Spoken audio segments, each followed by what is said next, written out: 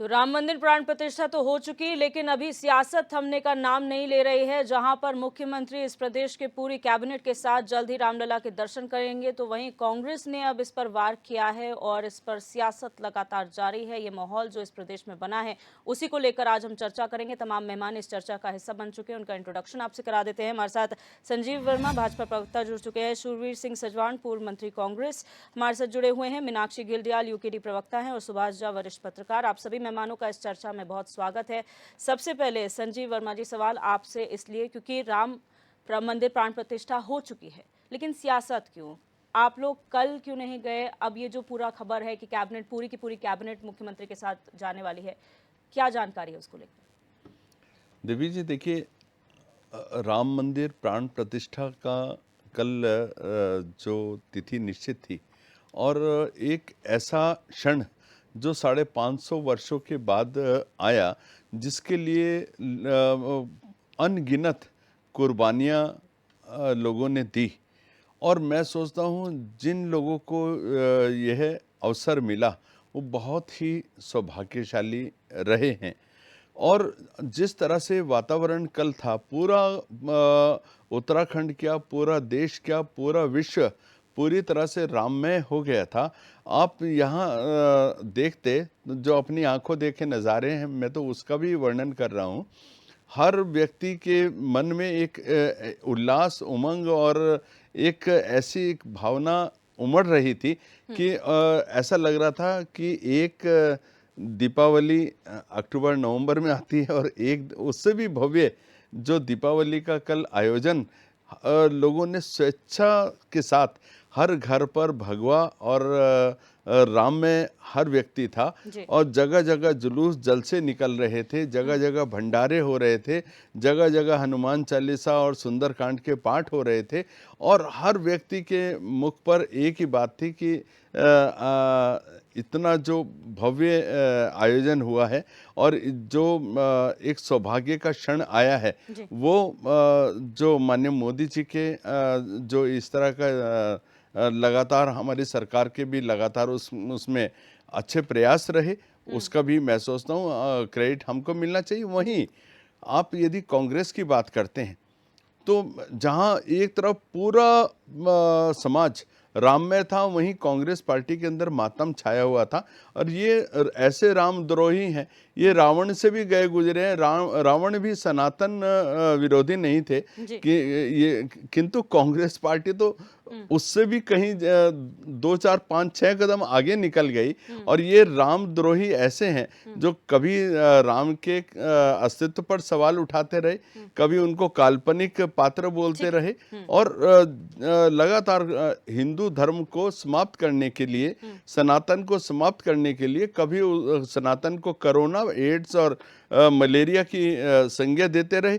तो मैं सोचता हूँ जनता कांग्रेस का जो चाल चरित्र चेहरा उनको अच्छे से जान चुकी है, भांप चुकी है, और इनका जो हिंदू विरोधी चेहरा है, वो पूरी तरह से समाज के सामने उजागर हो गया है। और अभी आने वाला जो 2024 का चुनाव है, उसमें अच्छे से इनको सबक सिखाने का काम जनता करेगी। जनता ने पूरी तरह से एक मन बना लिया है। ठीक है, शूरवीर सिंह सजवान, ये तो आपने सुन ही लिया है कि जनता का मन क्या है। इस बार वोटों की गिनती ज़रूरत नहीं है, वो क्लियर है कि बीजेपी को वोट जाएगा, ये एक बात। दूसरी तरफ ये कहा जा रहा है कि आप लोग राम विरोधी हैं, लेकिन उस पर क्या कहेंगे जो पूरी कैबिनेट जा रही है मुख्यमंत्री के साथ रामलला के दर्शन के लिए? माननीय मुख्यमंत्री अगर पूरी कैबिनेट को लेकर वहाँ जा रहे हैं, तो मेरी सलाह यह है कि जितने कैबिनेट के मंत्री हैं, उनके पदाधिकारी हैं, अपने बाल बच्चों से लेकर के जाएं और वर्षों तक वहाँ तपस्या करें। हमारी तो ये सलाह है। भगवान राम हमारा आराध्य देव हैं। और संजीव वर्मा जी अभी कांग्रेस के बारे में कुछ कह रहे थे जी। ये बीजेपी, भगवान राम कोई बीजेपी के बंधक नहीं है। भगवान राम हमारे आराध्य देव हैं, और मुझे तो इस बात का फक्र है कि मैं राम का वंशज हूँ। मुझे राम के वंशज होने के नाते मैंने जितने लोगों ने ये बरसों से जो लोग जय श्री राम बोल रहे हैं, मैं उनका धन्यवाद अदा करता हूँ। और ये उनको सलाह देना चाहता हूँ कि राम सीता के बगैर अधूरे हैं। जय सिया राम बोले तो ज़्यादा अच्छा होगा, और जय सिया राम ही बोलना चाहिए। जय श्री राम भी वो बोलते हैं, तब भी मैं उनका धन्यवाद करता हूँ। अगर उनको इस बात का ज्ञान नहीं है, मुझे थोड़ी बहुत ज्योतिष शास्त्र का भी ज्ञान है। और मैंने देखा कि 22 तारीख में ऐसी कोई तिथि नहीं थी, ऐसा कोई लगन नहीं था, किसी ज्योतिषाचार्य ने नहीं बताया। और चारों शंकराचार्य जो हिंदू धर्म के भगवान शंकर के प्रतीक के रूप में माने जाते हैं, उनको नहीं पूछा गया। और होना तो ये चाहिए था कि हम जो राम के वंशज हैं, आयोजन करता हमको होना चाहिए था। जो सूर्यवंशी राजपूत हैं, उनको आयोजन करता होना चाहिए था। और भगवान राम के जो कुल पुरोहित थे, गुरु वशिष्ठ, उनके वंशजों को पूजा में बुलाया जाना चाहिए था। आज भी सरयू पारी जो ब्राह्मण हैं, उनको जो कान्यकुब्ज ब्राह्मण हैं, उनसे रिश्ता इसलिए नहीं करते हैं कि आपने ब्राह्मण के आपका रावण जो ब्राह्मण थे, उनका श्राप आपके ऊपर है। तो आज सरयू पारी ब्राह्मणों को बुलाया जाना चाहिए था। और जो गुरु वशिष्ठ के जो वंशज हैं, उनको पूजा में बुलाया जाना चाहिए था। और आज शंकराचार्यों को बुला करके उनको बुलाते कितनी अच्छी बात थी। हम धन्यवाद दे रहे हैं सबको जिसने आयोजन किया है। और अगर किसी गरीब की झोपड़ी भी बनती है, किसी का 2 कमरे का घर बनता है, तो जब तक उसके सिरा नहीं बन जाता ऊपर का, तब तक गृह प्रवेश नहीं होता है। और आधे अधूरे में भगवान राम का जो मंदिर आधा अधूरा बना है, उसको क्या जल्दी थी कि आधे अधूरे में भगवान राम के का प्रवेश वहां कराया जाए। बात भी हो सकता था। और भगवान राम किसी के मोहताज नहीं है कि कोई भगवान राम का प्रचार कर रहा हो। आदिकाल से भगवान राम को सब आराध्य देव मानते हैं। और जो नहीं मानता है, चाहे वो कांग्रेस का हो, चाहे बीजेपी का हो, चाहे सपा का हो, चाहे बसपा का हो, जो नहीं मानता है भगवान को, जो नास्तिक है, उसका हम क्या कर सकते हैं। बिल्कुल। किंतु हम आस्तिक व्यक्ति हैं। और मैंने कहा कि हम भगवान राम के वंशज हैं। हमको फक्र है इस बात का कि हम राम के वंशज हैं। और जिन्होंने भी कल बहुत त्योहार मनाया, हम उनको बहुत बहुत धन्यवाद देना चाहते हैं। ठीक है मीनाक्षी गिलडियाल जी, यहाँ पर क्या सही क्या गलत ये एक तरफ, लेकिन जो सियासत लगातार इसमें जारी है कांग्रेस बीजेपी के बीच में, कौन जा रहा है कौन नहीं जा रहा है, अब मुख्यमंत्री और पूरी कैबिनेट जाने वाले, क्या कहेंगे इस पर? देखिए, सबसे पहले तो मैं संजीव जी की एक एक बात से सहमत हूँ कि कल का वातावरण बहुत भक्तिमय राममय वातावरण था। जगह जगह हमें श्री राम के झंडे फहराए हुए दिख रहे थे और कीर्तन करते हुए लोग दिख रहे थे, पूजा पाठ करते हुए, क्योंकि हर किसी के लिए एक महत्वपूर्ण पल था, हर किसी के लिए था। और यहाँ जहाँ तक हम बात करें कि राम पर राजनीति की बात करें, तो राजनीति तो श्री राम जी के साथ भी हुई थी। उनकी माता कैकेयी ने उन्हें वनवास भेजा था ताकि उनका भाई उस स्थान पर बैठ सके। तो क्या हुआ उनके साथ, आप देख सकते हैं कि राजा दशरथ की मौत हो गई और आप देखेंगे उनका बेटा स्वयं उनसे नाराज हो गया था। तो आप देखिए कि जब राम के नाम पे राजनीति करने वालों का क्या हश्र होगा, तो उनका हश्र तो बिल्कुल साफ है कि जो भी राम के नाम पे राजनीति करेगा उसका हश्र बहुत बेहतर नहीं होगा। और जहां तक हम बात कर रहे हैं कि हमारी यशस्वी, तेजस्वी, ओजस्वी, दरअसल ये नाम जो है हमारे मुख्यमंत्री धामी जी जो हैं वो अपनी कैबिनेट के साथ जा रहे हैं राम मंदिर।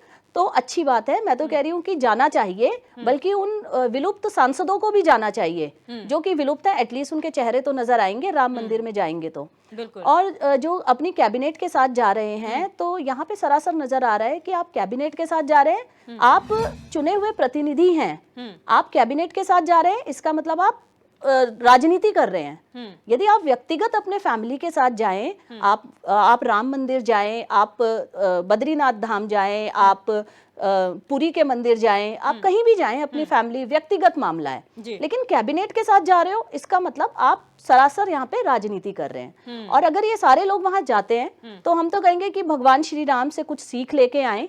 और देखिए, हमने ये भी पढ़ा है कि कर्म ही पूजा है जी।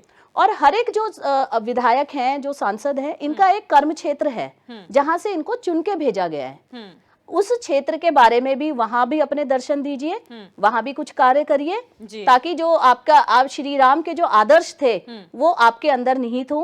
और श्री राम का सिर्फ नाम लेने से हम ये कहेंगे कि आप भक्त नहीं हो जाते हैं, आप सनातनी नहीं हो जाते हैं। आप उसको अपने व्यवहार में लेके आइए, तब आप एक सनातनी कहलाएंगे। बिल्कुल। सुभाष झा जी, आपका एनालिसिस क्या कहता है? कल का पूरा जो कार्यक्रम और अब भी राजनीति थमने का नाम ले रही है। एक और असम में राहुल गांधी को मंदिर जाने से रोक दिया, दूसरा उत्तराखंड की पूरी कैबिनेट मुख्यमंत्री के साथ रामलला के दर्शन के लिए जा रही है। देखिए, मैं सिलसिलेवार ढंग से 3-4 बातों पे आऊँगा जी।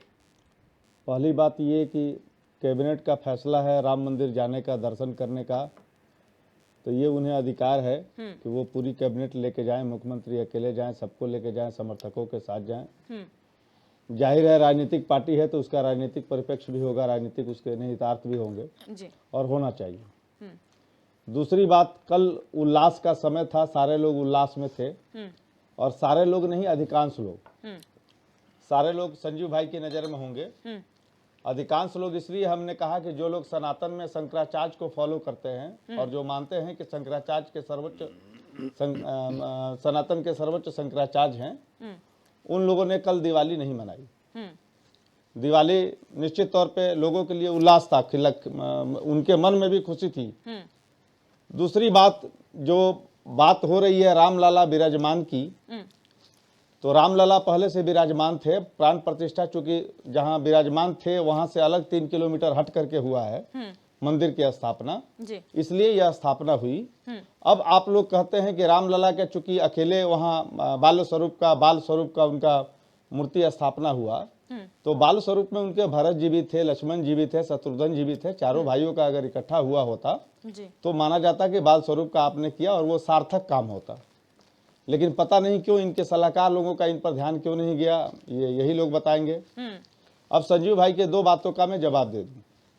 रघुपति राघव राजा राम पतित पावन सीताराम, ये कांग्रेस का जो है ताबीज था, और आज से ताबीज नहीं था, ये महात्मा गांधी के समय से था जी। और महात्मा गांधी को जब गोली मारी गई थी, जिन लोगों ने मारी, जिनके विचार को ये लोग लेके चलते हैं, उस समय भी उनके मुंह से राम ही निकला था, हे राम। तो इसलिए कांग्रेस उससे अलग नहीं हो सकती।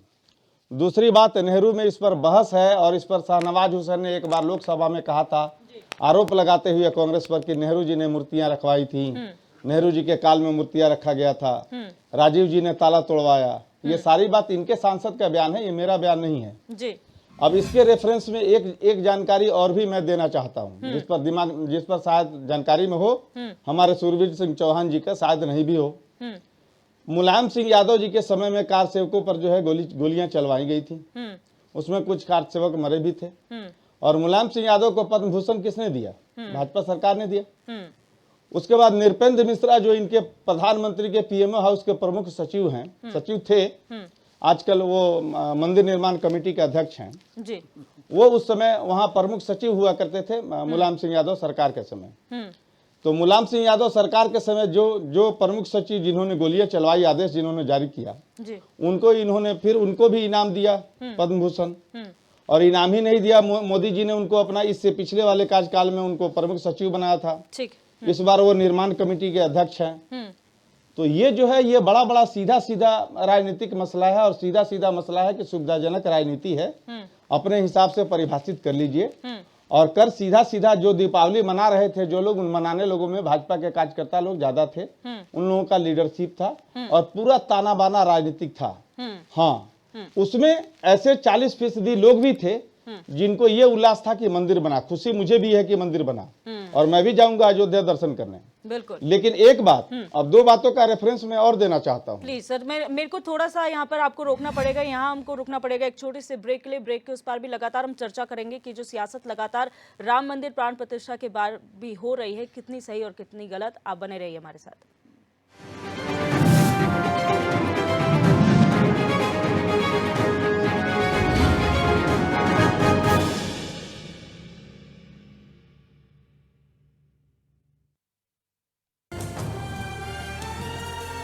ये पहाड़ ही नहीं, हमारी पहचान भी है।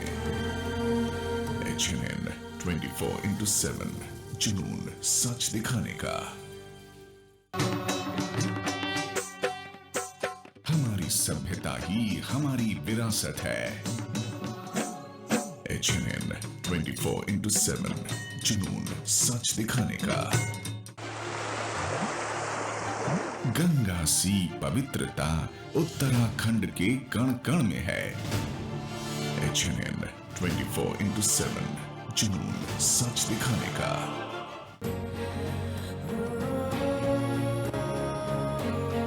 उग रहा है उम्मीद का नया सूरज।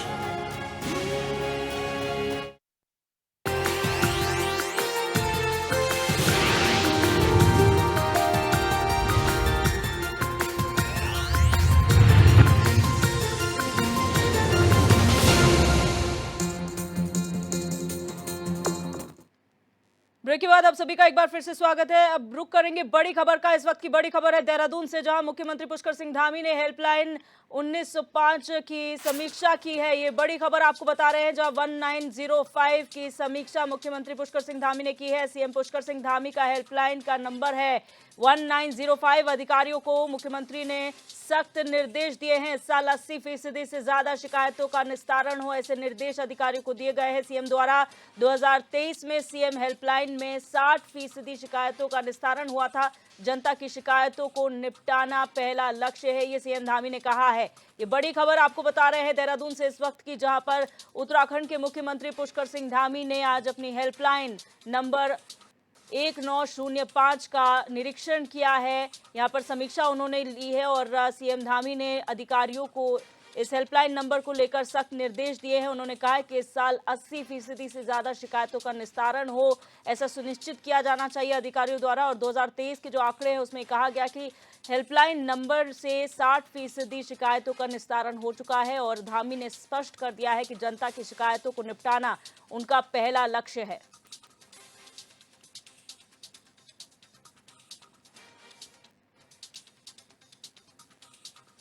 तो मुख्यमंत्री पुष्कर सिंह धामी ने आज समीक्षा की है हेल्पलाइन नंबर 1905 की। ये मुख्यमंत्री का हेल्पलाइन नंबर है, जहां पर आम जनता शिकायत कर सकती है तमाम विषयों को लेकर। और इसी की समीक्षा करते हुए अधिकारियों को सख्त निर्देश मुख्यमंत्री ने दिए हैं और ये कहा है कि इस साल 80% शिकायतों का इस हेल्पलाइन नंबर से जो शिकायतें प्राप्त हुई हैं उनका निस्तारण किया जाना चाहिए। वहीं 2023 में सीएम हेल्पलाइन नंबर से जो भी शिकायतें हुई थी उसका 60% निस्तारण जो है वो हो चुका है।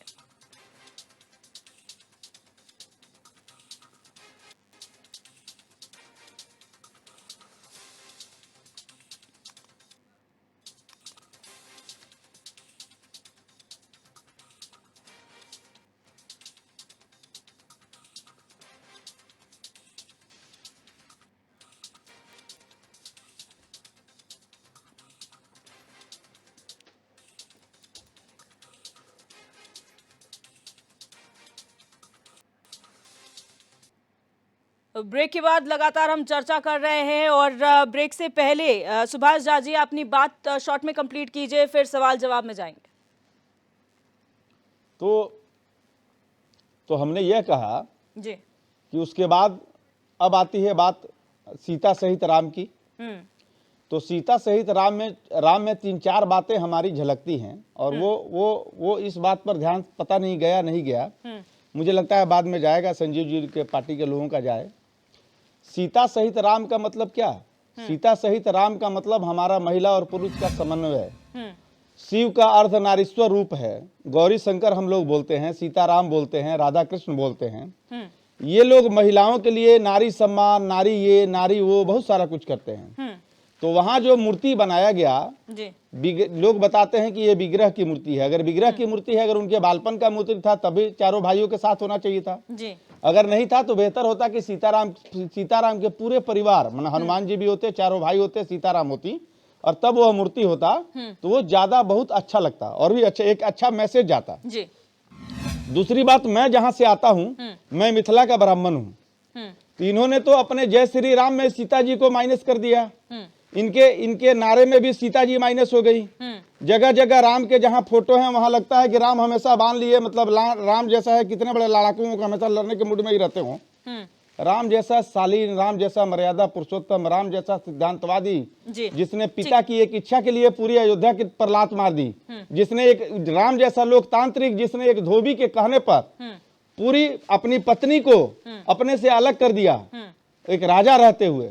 तो समझिए उस राम के ये हम और आप सब भक्त हैं। और हमारे यहाँ तो जय सिया राम और राम राम भाई, हमारे यहाँ पूरब में, भोजपुर में चले जाइए, पूरा उत्तर प्रदेश चले जाइए, बिहार चले जाइए, मिथिला चले जाइए, तो वहाँ राम राम भाई तकिया कलाम था। वो मुसलमान भी नहीं जानता था कि राम उसके नहीं है। वो तो लोग हाय हेलो नहीं करते थे, नमस्कार भाई नहीं बोलते थे, राम राम भाई सब ठीक बानू, ये था, या जय सिया राम सब ठीक है ने मैथिली में।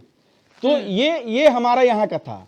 लेकिन हमारे मुंह में कब जय श्री राम डल गया, जो कि जय श्री राम भी तकनीकी तौर पर लोग बोलते हैं कि लक्ष्मी, एक बात, क्योंकि ये गुड़ बात है, जय श्री राम आप जो बोलते हैं तो फिर श्री सुभाष झा क्यों, श्री संजीव वर्मा क्यों?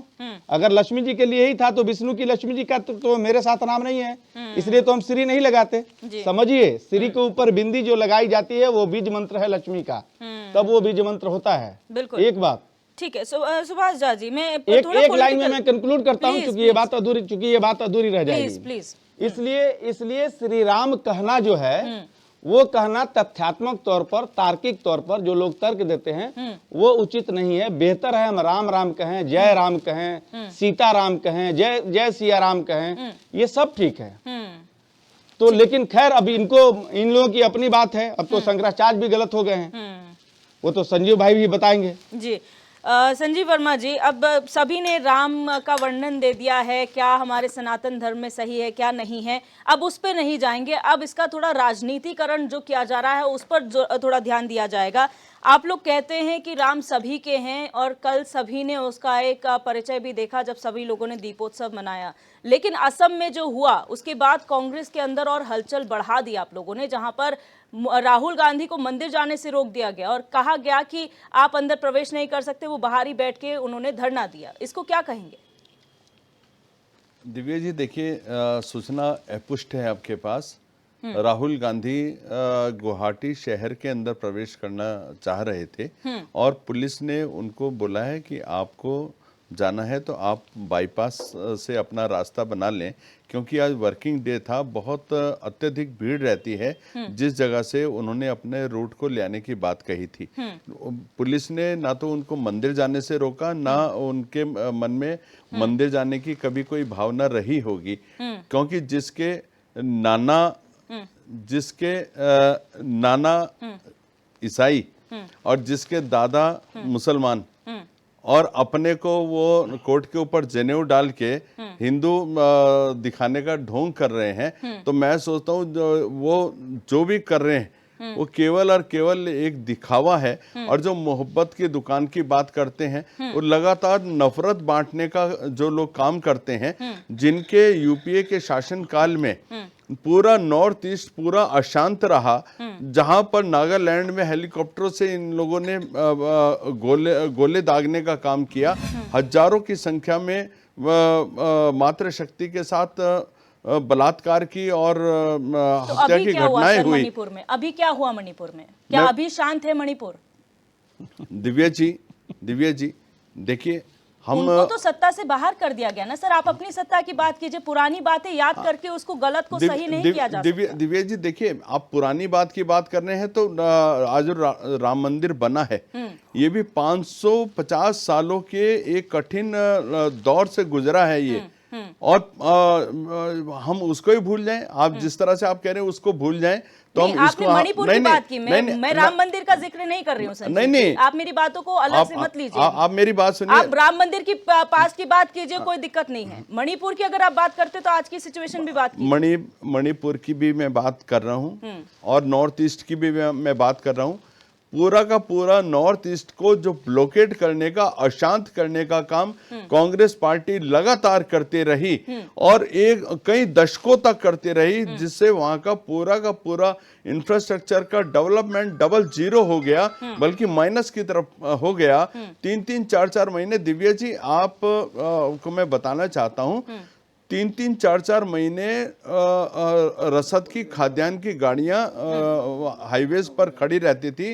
पूरा अन्न और पूरी सब्जियां, पूरा रसद सड़ जाता था और इतना जबरदस्त, चाहे उल्फा के आतंकवादी, वो उग्रवादी हो, चाहे नागालैंड के, मिजोरम के, हर जगह कोई ना कोई ऐसे खड़े किए थे कांग्रेस पार्टी ने, जो उस पूरी शांत फिजाओं को पूरा अशांत करने का ये लोग लगातार काम करते रहे।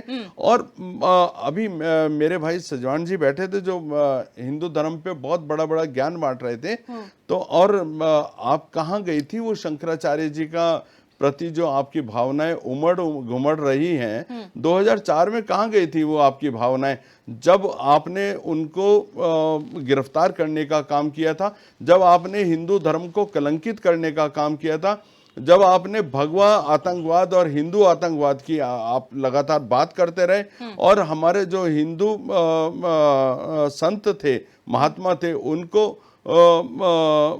उनके ऊपर झूठे आरोप लगाकर आपने उनको एक तरह से छद्म आतंकवादी बनाकर जेलों में डाले रखा। कहाँ गई थी आपकी वो भावनाएं? ज्ञान बांटना बहुत आसान चीज है, लेकिन उसके पीछे कुछ ना कोई तथ्य अवश्य होना चाहिए। जिस प्रकार से कांग्रेस पार्टी ने लगातार इनके बड़े नेता, कुछ ऐसे नेता थे जो लगातार इनको मनाने में लगे हुए थे कि बॉयकॉट मत कीजिए, बॉयकॉट मत कीजिए, लेकिन ये अड़े हुए थे। और अड़ने का मुख्य कारण था जो तुष्टीकरण की राजनीति है। इनका मन के अंदर एक ये सोच थी, यदि हम राम मंदिर के दर्शन को चले जाते हैं तो हमारा जो अल्पसंख्यक वोट है वो हमसे चिटक जाएगा।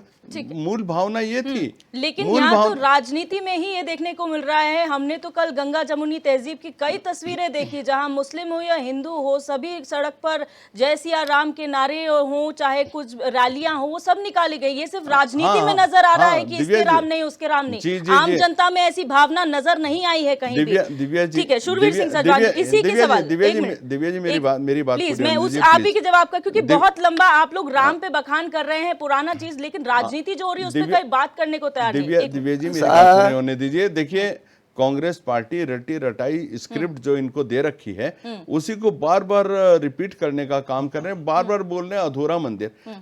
भाई, जहां गर्भगृह बन जाता है, गर्भगृह की पूजा अर्चना होती है, वहीं का मुहूर्त होता है। और एक तमाम जो बड़े हमारे प्रकांड पंडित हैं, उनके द्वारा मुहूर्त निकाला गया, और आप कह रहे हैं कि उसका मुहूर्त नहीं था। अब मेरे भाई सजवान साहब, एक बात सुने। देखिए, अभी आप जो बड़ा ज्ञान दे रहे थे, आप अरे मैं ज्ञान दे नहीं रहा हूँ। नहीं, आप सुनिए, मेरी बात सुनो। आपने बहुत बोल दिया, आप सुन लो। ज्योतिषी होंगे, लेकिन आप अरे आप सुन तो लो पहले। वहां पर जो मुहूर्त निकाला गया, वो जो मुहूर्त निकाला गया, वो भी प्रकांड पंडितों के द्वारा निकाला गया। मेरे से ज्ञान बांटने की आवश्यकता नहीं। एक तरफ रामद्रोही का रोल प्ले करते हैं, एक तरफ मुहूर्त निकलवाते हैं। ठीक है, शूरवीर सिंह सजवान जी। देखो, है, मैं अपने भाई, छोटे भाई से ये कहना चाहता हूँ, मैं उस बात का गवाह हूँ जब राजीव गांधी जी ने अरुण नेहरू जी को, वीर बहादुर सिंह जी को ये कहा था कि राम जन्मभूमि का ताला खुलवाइए। किसी में हिम्मत थी आज तक? राम जन्मभूमि का ताला वीर बहादुर सिंह जी ने, अरुण नेहरू ने, सूरबीर सिंह सजवान ने, प्रमोद तिवारी ने कितने लोग हम थे जिन्होंने राम जन्मभूमि का ताला खुलवाया, और जब हमने ताला खोला तो जो हजारों की संख्या में चमगादड़ आए, उनसे जो हम अपनी जान बचाई, और हमने हेलमेट जो बाहर थे अपने सिर पर हेलमेट बांधे, तब अपनी जान बचाई। और मैं नमन करना चाहता हूं उन मजदूरों को जिन्होंने उसके बाद वहां की झाड़ियां कटवाई कई दिन तक हम लोग ने। उन्होंने तलवारें भी जिससे झाड़ी काटी उन्होंने, और हेलमेट पहन करके झाड़ी काटी। और फिर हमने 1.5 मन के करीब धूप बत्ती वहां जलाई कई दिनों तक, और उसके बाद अविरल राम का दर्शन लोग करते रहे। वो बंद नहीं हुआ। वो साहस राजीव गांधी में था, वो कांग्रेस पार्टी में था, वो वीर बहादुर सिंह जी में था, वो सूरवीर सिंह सजवान में था, वो प्रमोद तिवारी में था। एक छोटा सा सवाल, अगर आप लोग इतने निष्ठावान हैं तो फिर आखिर ये राजनीति शुरू क्यों हुई? अगर आप लोग को न्योता मिल गया था, अगर आपको न्योता मिल गया, ठीक है, अगर न्योता मिल गया था तो आप लोग स्वीकार कर लेते, जाना ना जाना आप लोगों की मर्जी। बिल्कुल आप सही बात कह रहे हैं। सुनिए जी, भगवान के घर में किसी भी मंदिर में हम जाते हैं, मेरा जो यहाँ जहाँ का मैं रहने वाला हूँ, मेरा कुल देवता घंटाकर्ण है, मेरी कुल देवी वहाँ चंद्रबदनी है, पर हम किसी के कहने से वहाँ नहीं जाते हैं। जिस दिन माँ का बुलावा होता है, जिस दिन घंटाकर्ण का बुलावा होता है, उस दिन वहाँ जाते हैं। और मैं फक्र के साथ ये कह सकता हूँ कि मैंने बचपन से, जब वर्मा जी छोटे रहे होंगे, तब से मैं राम की लीलाओं को गांव-गांव में फैलाता था।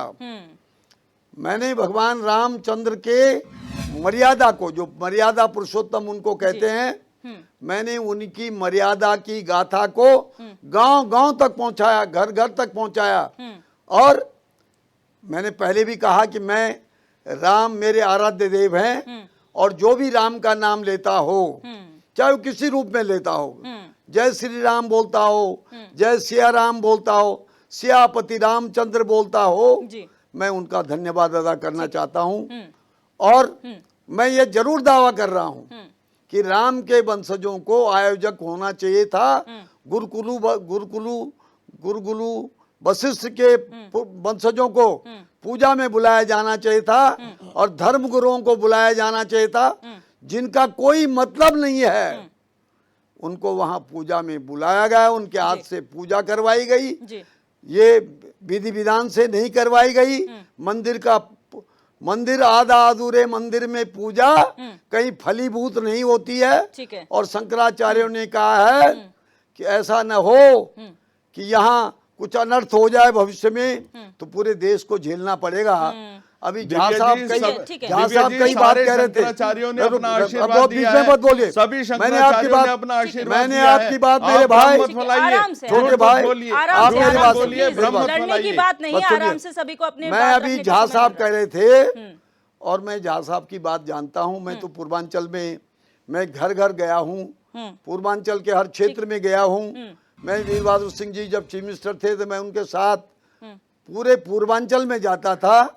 तो निश्चित रूप से झा साहब जो कह रहे हैं कि वो मिथिली ब्राह्मण हैं, और निश्चित रूप से उनकी अवहेलना हुई है इस समय। ठीक है मीनाक्षी, तो निश्चित रूप से इस देश के ब्राह्मणों की अवहेलना हुई है, गुरु वशिष्ठ के वंशजों की अवहेलना हुई है। 2004 में शंकराचार्य जी को गिरफ्तार क्यों किया था? ये उस समय कहाँ गई थी आपकी भावना? इस बात का जवाब दीजिए ना। मैं इस बात का जवाब दीजिए आप लोग प्लीज अपनी बात जो शंकराचार्य जी के ऊपर बार बार शंकराचार्य मान रहे जो टिप्पणी कर रहे हैं। 2004 में कहाँ गई थी आपकी भावना? 2004 में आपकी भावना कहाँ गई? अरे शंकराचार्य को आपकी भावना क्या? आपकी भावनाएं मर गई थी क्या उस समय? हो गई। उससे आगे बढ़ते हैं और जानने की कोशिश करते हैं कि सारी सियासत इसी पे तो थी कि राम मंदिर बन रहा है, रामलला बैठ रहे हैं और किस तरीके से मुहूर्त है। अब तो वो हो चुका है, राम मंदिर दिव्या प्राण जी, प्रतिष्ठा इन्होंने हो तो चुकी है, अब लगातार राजनीति लटकाने भटकाने अटकाने का है, काम किया। ठीक है, ठीक है। इनके जो देखें, कपिल गिलजिया सिब्बल जी। थे वो कहते थे मंदिर संजीव जी, बनेगा आप तो मैं बात आत्मदाह सुनेंगे कर please? लूंगा। ठीक है, लेकिन वो हुआ नहीं। आपने लेकिन बोल सुप्रीम दिया। कोर्ट का सुप्रीम फैसला आया और सुप्रीम कोर्ट के फैसले से राम मंदिर बन रहा है। जी, तो बिल्कुल। सुप्रीम कोर्ट के आदेश का हमें पालन करना चाहिए और जो है उसको रिस्पेक्ट करनी चाहिए। देखिए, न्यायालय का फैसला आया, सनातनियों के, हिंदुओं के फेवर में आया, राम मंदिर वहां बना, अच्छी बात है। लेकिन जब हम धर्म में राजनीति, एक बात, हाँ, जो इम्पोर्टेंट बात मैं कहना चाह रही थी कि 10 मिनट का टाइम मिलता है, उसमें भाजपा प्रवक्ता 15 मिनट कांग्रेस को कोसने में लगाते हैं। लेकिन आप सत्ता में हैं, आपको सवालों के जवाब देने हैं। आप इसलिए डिबेट में बुलाए जाते हैं कि हम लोगों की जो शंकाएं हैं, जो सवाल हैं, उनका यहाँ पे क्लैरिफिकेशन करिए। ये नहीं कि आप कांग्रेस को गालियां दीजिए। कांग्रेस ने तो किया जो भी किया, आज वो सत्ता में नहीं है, आप लोग सत्ता में हैं। और मैं उत्तराखंड की बात करूं तो पिछले 2 बार का कार्यकाल आप उत्तराखंड के अंदर हैं। आप जवाब दीजिए कि आप इस बार का जो चुनाव लड़ेंगे, लोकसभा का चुनाव, वो किसके नाम पे आप वोट मांगेंगे? क्या आप श्री राम के नाम पे वोट मांगेंगे या आप हम अंकिता विकास के भंडारी? नाम पे आप वोट मांगेंगे, बिल्कुल, मैं वहीं पे आ रही हूँ, विकास वहीं के पे आ नाम रही पे हूँ। वोट संजीव जी, आप मांगेंगे। मेरी बात और पूरी होने भारतीय दीजिए, जनता please। पार्टी हमेशा आप मेरी विकास बात के पूरी होने दीजिए। विकास मैं पर वही चुनाव पूछ रही हूँ। लड़ती है मैं आपसे भारतीय पूछ रही जनता हूँ, पार्टी। जब आपका समय हो आप जवाब दे दीजिएगा। जब आप कांग्रेस को मत कोसिए ना, आप जवाब दीजिए। आपका तो पूरा टाइम कांग्रेस को कोसने में लग जाता है। आप जवाब दीजिए कि आप अंकिता भंडारी को न्याय के मामले में वोट मांगेंगे? क्या जोशीमठ में जो भूदशा हुआ है उसके नाम पे वोट मांगेंगे? जो प्रसूताएं सड़क पे मर रही हैं उसके नाम पे वोट मांगेंगे? या फिर से आप श्री राम के नाम पे वोट मांगेंगे? सबसे पहले इस बात का जवाब दीजिए। और जब धर्म के ऊपर राजनीति होना शुरू हो जाती है तो आप देखिए यही होता है कि आप बहुत बड़ा इवेंट है, हम जानते हैं कि श्री राम का मंदिर, लेकिन सबका व्यक्तिगत मामला है। आप क्यों कह रहे हैं कि कांग्रेस धुर विरोधी है, इनके दादा नाना ईसाई हैं, ये हैं वो हैं? आप ये सोचिए, अगर हम ईसाई और मुस्लिम की बात करें तो उनके भी दादा नाना हिंदू थे कभी। अगर हम यही बात करना शुरू कर दे तो बहुत सारी बातें निकल के आती हैं। तो इस तरह की बातें जो हैं मुझे लगता है राजनीति के अंदर नहीं होनी चाहिए। आपको जनता सेलेक्ट करती है ताकि आप यहाँ के मुद्दों को सॉल्व करें, आप यहाँ की समस्याओं को सॉल्व करें। धर्म के लिए शंकराचार्य हैं, हमारे जो शंकराचार्य हैं वो सनातन के धर्म के प्रचार प्रसार के लिए ही हैं। वो लोग अपना काम बखूबी कर रहे हैं, लेकिन बस यही समस्या है कि वो लोग इतना प्रचार प्रसार नहीं करते हैं। संजीव, तो ये चीज भाजपा को समझनी होगी। इन्होंने तो सनातन का ठेका ही ले लिया है कि जवाब सनातनी, लूंगी हमारे मैं उसका अलावा कोई सनातनी ही नहीं है, यहाँ पे कोई हिंदू ही नहीं है। ठीक है सुभाष झा जी, यहाँ पर जो राजनीति हो रही है वो इसी बात से समझ में आता है कि आरोप प्रत्यारोप, कोई भी सवाल किसी भी पार्टी से किया जाए, आरोप प्रत्यारोप घूम फिर के 2 मुख्य राजनीतिक दलों पर आ जाता है। ये जो सवाल है, जो डिबेट है कि मुख्यमंत्री के साथ पूरा कैबिनेट, ठीक है, आस्था अपनी जगह है, क्या राजनीति से जोड़ कर इसे देखा जाना चाहिए? देखिए, पहली बात ये निश्चित तौर पर राजनीति से तौर के देखा जाना चाहिए। ये बात मुख्यमंत्री भी जानते हैं कि वो राजनीति कर रहे हैं, लेकिन बावजूद इसके मैं इस बात पर अडिग हूँ कि मुख्यमंत्री को यह अधिकार है कि वो कहाँ मंदिर दर्शन करने जाए, कहाँ नहीं जाए। अब चूंकि मुख्यमंत्री यात्रा पर जा रहे हैं और पूरी कैबिनेट जा रही है, तो जाहिर है कि वो खबर बनेगी और वो उस खबर का प्रभाव भी पड़ेगा। हमारी एक चिंता और भी है, हमारी एक चिंता और है कि इन लोगों ने वहां राम मंदिर बनवाया, रघुनाथ मंदिर देवप्रयाग में है और पूरे ऑल ओवर इंडिया में जितना मैं जानता हूं मोटा मोटी राम का कहीं भी अकेला मंदिर आप नहीं देखेंगे सिवाय एक देवप्रयाग के। अगर अयोध्या में बना है तो ये दूसरा होगा। और पूछिए इन लोगों से जो कितने भाजपाई लोग रघुनाथ मंदिर गए हैं, कितने संघ के लोग रघुनाथ मंदिर देवप्रयाग गए हैं। मैं तो गया हूं, मैंने पूजा अर्चना की है, मैंने वहां नीचे शिवरात्रि को वहां रुद्राभिषेक भी किया है, एक बार नहीं किया, कई बार किया, मैं इस बार भी जाऊंगा शिवरात्रि को। तो सवाल ये उठता है कि ये इनकी भक्ति दर्शाती है। अयोध्या जा रहे हैं मुख्यमंत्री, लेकिन ये पूरे कैबिनेट के साथ एक भी बार किसी भाजपा प्रदेश का कोई मुख्यमंत्री रघुनाथ मंदिर गया हो, ऐसा कोई समाचार, ऐसा कोई विजुअल दिखा दे जी। तो जब आप अपने यहाँ के घर में दिया बार के बाहर दिया बारा जाता है, मतलब घर में दिया जला करके बाहर दिया जलाया जाता है, तो अपने यहाँ की हमारे देवप्रयाग का रघुनाथ मंदिर जो स्वयंभू हैं, स्वयं प्रकट है। वो राम की स्थापना किसी की स्थापना की हुई नहीं है। वहां कभी मुख्यमंत्री नहीं गए, और जब अयोध्या जाएंगे तो फिर सवाल उठाना लाजमी है, और फिर सवाल बनता है। ठीक है, बड़ी सीधी बात। संजीव वर्मा जी, यहाँ पर सवाल जो मीनाक्षी गिल्डियाल जी ने उठाया उस पे आऊंगी कि आखिर सवाल पर सवाल क्यों? सवाल पर अगर सत्ताधारी पार्टी से पूछा जाएगा तो फिर कांग्रेस का कार्यकाल क्यों? क्योंकि वो तो पहली जनता उन्हें सजा देकर विपक्ष में बिठा चुकी है, अब तो सत्ता आपके पास है, तो जवाब आपके बनते हैं। दिव्य जी देखिए, पहले तो अभी झा साहब ने बोला कि देवप्रयाग के जो मंदिर की बात करें, रघुनाथ मंदिर की, तो रघुनाथ मंदिर वहाँ पर इसलिए बना है कि उस स्थान पर भगवान श्री राम ने तपस्या की थी। ये एक इतिहास में तथ्य है। और आपने अब जो दूसरी बात करी मीनाक्षी, बहन मीनाक्षी के द्वारा, भारतीय जनता पार्टी कभी भी धर्म की राजनीति नहीं करती। भारतीय जनता पार्टी हमेशा विकास की बात करती है, विकास की राजनीति करती है। चाहे केंद्र की हम बात करें, चाहे राज्य की बात करें, जो हमने इंफ्रास्ट्रक्चर का डेवलपमेंट उत्तराखंड में किया, तो हमने उसी के आधार पर अभी जो 2022 का चुनाव हुआ, हम पूरा का पूरा चुनाव हमने केंद्रित रखा अपने विकास कार्यों पर। हमने जो डबल इंजन की सरकार के माध्यम से जितनी केंद्र पोषित योजनाएं थी, उसका हमने जन जन तक प्रचार प्रसार किया। हमने जितना राज्य सरकार की योजनाएं परियोजनाएं थी, जो धरातल पर हमने डिलीवर करने का काम किया। अंत्योदय अंतिम श्रेणी में खड़े हुए एक गरीब व्यक्ति का उत्थान और उसको गरीबी रेखा से ऊपर उठाने के लिए जितना हमने, चाहे मातृशक्ति हो, युवा हो, किसान हो, अन्य किसी भी क्षेत्र में हमने जो काम किया, हम उनको जन जन तक हम लोग लेकर गए। जनता ने हमारे केंद्र की और राज्य सरकार की जो योजनाएं हैं और कार्य हैं, उसके ऊपर अपनी सहमति की मोहर लगाई। और उसका यही बड़ा कारण है कि जो एक मिथक था, एक बार भाजपा और एक बार कांग्रेस, एक मिथक को तोड़ते हुए पुनः 2 टर्म में भारतीय जनता पार्टी की राज्य में सरकार बनी है। और केंद्र में ये भी उठा था कि सांसद कहाँ, क्योंकि अगर आप देखें अभी जो निर्णय लिया गया कि आपके मंत्री रिपोर्ट कार्ड देंगे हर महीने, हर मंत्री आपके रिपोर्ट कार्ड देगा, लेकिन सांसद वहां भी नदारद थे। यहाँ पर मुख्यमंत्री के साथ कैबिनेट जा रही है तो सांसद फिर नदारद है। चुनाव सांसदी का और सांसद ही गायब है। दिव्या जी देखिए, माननीय मुख्यमंत्री जाएंगे, जितने मंत्री हैं, विधायक हैं, और जो हमारे सांसद हैं, सभी लोग जाएंगे, सभी लोग जाएंगे और अपने आराध्य देव का दर्शन करेंगे। और जितने भी हमारे सांसद हैं, उन्होंने अपने अपने क्षेत्रों में बहुत शानदार काम किए हैं और जनता उनको लगातार सराह रही है। 2 बार भारतीय जनता पार्टी के पांचों जो हमारे सांसद हैं, भारतीय जनता पार्टी की झोली में 5 सीटें आई हैं। और इस बार का 5 लाख वोट प्रत्येक लोकसभा में हम लोग ने जीत का एक लक्ष्य जो बनाया है, उसको भी हम बियॉन्ड लक्ष्य हम लोग जाएंगे और 5 लाख के लक्ष्य को भी हम लोग पार करेंगे। और मैं सोचता हूँ जनता हमारे साथ है, भारतीय जनता पार्टी के साथ है। जनता जानती है, समझती है कि भारतीय जनता पार्टी जो कहती है वो करती है।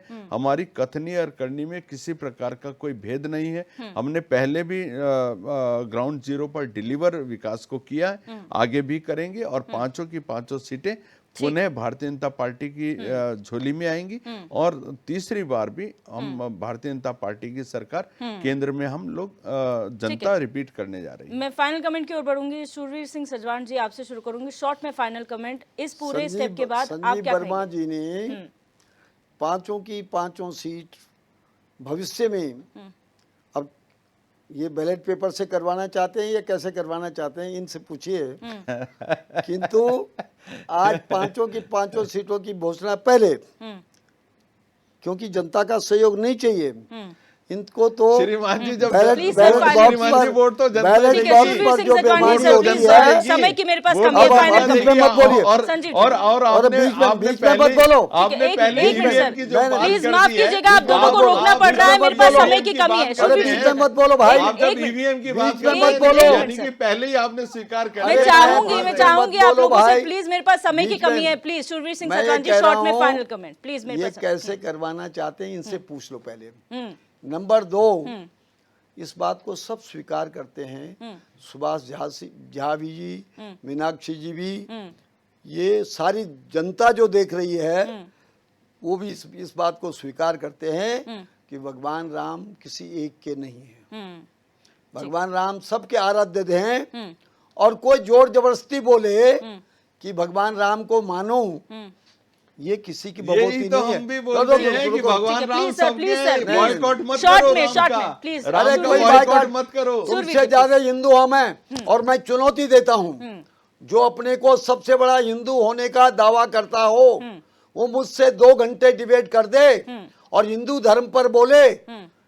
ये सनातन धर्म का एक पार्ट है हिंदू धर्म, और उसमें जिस व्यक्ति को हिंदू धर्म का व्याख्यान करना आता हो, मुझसे 1.5 घंटे 2 घंटे बहस करने को तैयार हो जाए, मैं बहस करने को तैयार हूं। ठीक है सर। पर मैंने अभी तक एक शब्द भी बीजेपी के खिलाफ नहीं बोला है। इन्होंने कांग्रेस के खिलाफ ही बोलते रहे। ठीक है सर, हम शॉर्ट तो में। इस समय चूंकि राम का जन्म हुआ है, राम को आप उनके घर आप कह रहे हैं टेंट से लाए, धन्य है आपके लिए, आप ले आए, ठीक है, सुभाष झा जी, शॉर्ट आपका में फाइनल बहुत बहुत शुक्रिया कि आप टेंट में से लाए भगवान को। भगवान को आपने पैदा किया, भगवान पहले थे नहीं। अरे मेरे भाई, भगवान सबको टेंट देते हैं, सबको छाया देते हैं, सबको मंदिर देते हैं, सबको घर देते हैं बना के। भगवान का कोई रक्षपाल नहीं होता, भगवान सबके रक्षपाल हैं। ठीक है। तो इसलिए भगवान को इतना अनाथ मत मानो कि भगवान आपके आश्रय है। तो अब मैं पुनः एक बार निवेदन करना चाहता हूं कि मेरे राम को जिन्होंने जो भी जिस ठीक है दिल सर, से भी, जो बाहरी दिल से भी जो हिंदू धर्म का ढोंग रचते हो, उनको भी धन्यवाद देना चाहता हूं ठीक है। कि कम से कम वो राम, मेरे राम का नाम ले रहे हैं। ठीक है, सुभाष झा जी, बहुत शॉर्ट में फाइनल कमेंट सर। देखिए, चूंकि बात मैं मुद्दे पे आता हूं, बोलना तो बहुत कुछ था संजीव भाई को और भी, लेकिन समय नहीं है जी। मूल बात यह कि कैबिनेट, जो मुख्यमंत्री ये दावा करते थे कि हमें खर्च बचाना है, और वो मुख्यमंत्री जी अगर घूमने जा रहे हैं तो ये बहुत अच्छी बात है। मुझे लगता है कि उससे ज्यादा जरूरी कार्य लगा होगा। मुख्यमंत्री जी को सिर्फ इतनी सलाह है संजीव भाई के माध्यम से कि आप सबसे पहले रघुनाथ मंदिर जाएं, वो अपने घर का मंदिर है, और वहां से आप यात्रा शुरू करें अयोध्या की, फिर आप अयोध्या जाएं और रघुनाथ मंदिर का भी कायाकल्प करवाएं। वो जर्जर हो रही है मंदिर, ठीक है, तो वो ज्यादा सार्थक काम होगा। बिल्कुल। मीनाक्षी जी, शॉर्ट में फाइनल कमेंट। देखिए, जब अगर धर्म पे डिस्कशन करनी है तो बहुत लंबी डिस्कशन हो सकती है, क्योंकि हम तो स्वयं देवभूमि से आते हैं। हमारे पास तो बहुत मंदिर हैं, बहुत से भगवान हैं, देवता हैं, तो उस पर डिस्कशन पे तो बहुत लंबा समय चला जाएगा। लेकिन क्योंकि हम एक राजनीतिक पार्टी से हैं तो हमें विकास की बात करनी है। और मुझे तो ये बात समझ में नहीं आती कि ये कौन से विकास की बात करते हैं। ये लोग विकास का इस्तेमाल तो बहुत करते हैं कि हमने विकास किया, लेकिन कौन सा विकास? क्या बेतरतीब जो ये कंक्रीट के जंगल उगाए जा रहे हैं, क्या इसको विकास कहते हैं? या विकास मतलब होता है कि एक गरीब का, जो मतलब हमारे जो सुदूर गांव में बैठा हुआ व्यक्ति है, उसको सुविधाएं, मूलभूत सुविधाओं को मिलना को आप विकास कहते हैं? क्योंकि वो जो व्यक्ति है वो तो आज भी बिना सुविधाओं से वंचित है, वो तो आज भी नौकरी के लिए इधर उधर दौड़ रहा है जी। तो किस बात का विकास आप कर रहे हैं? संजीव वर्मा जी, बहुत शॉर्ट में फाइनल कमेंट।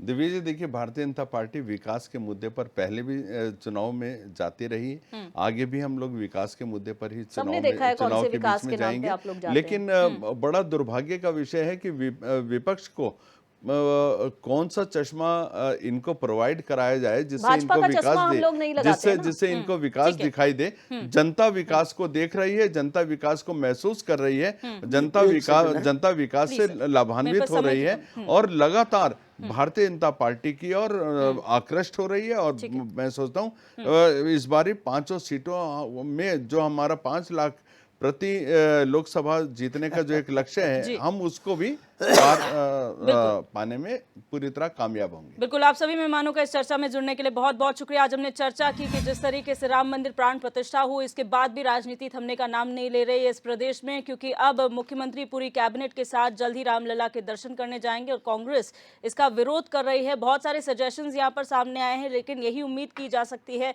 कि अब जो राम मंदिर प्राण प्रतिष्ठा थी वो हो चुकी है, 2024 का चुनाव है, तो मुद्दों पर यहाँ पर बात की जाए तो ज्यादा बेहतर होगा और जनता तक बेहतर मैसेज यहाँ पर पहुंचाया जा सकता है। बहरहाल क्वेश्चन आवर में मेरे साथ बस इतना ही। आप देखते रहिए HNN 24/7, जुनून सच दिखाने का।